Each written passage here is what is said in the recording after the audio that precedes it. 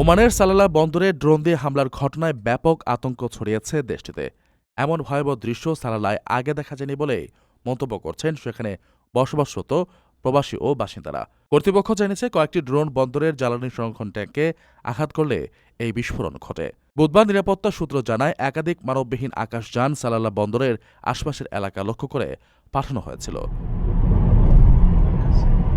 প্রতিরক্ষা ব্যবস্থার মাধ্যমে কয়েকটি ড্রোন সফলভাবেই আকাশে ধ্বংস করা হয়, তবে কিছু ড্রোন বন্দরের জ্বালানির সংরক্ষণ ট্যাঙ্কে আঘাত হানে। অবশ্য এ ঘটনায় এখন পর্যন্ত কোনো হতাহতের খবর পাওয়া যায়নি।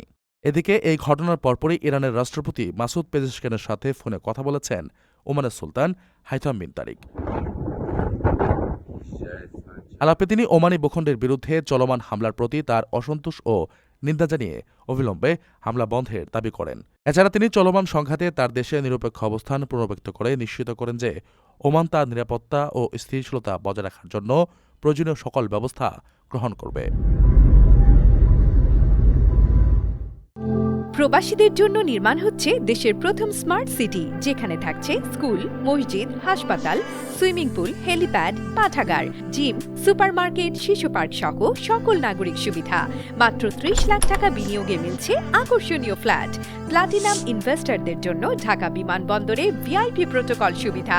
বিস্তারিত জানতে যোগাযোগ করুন স্ক্রিনে দেয়া হোয়াটসঅ্যাপ অথবা ইমো নাম্বারে।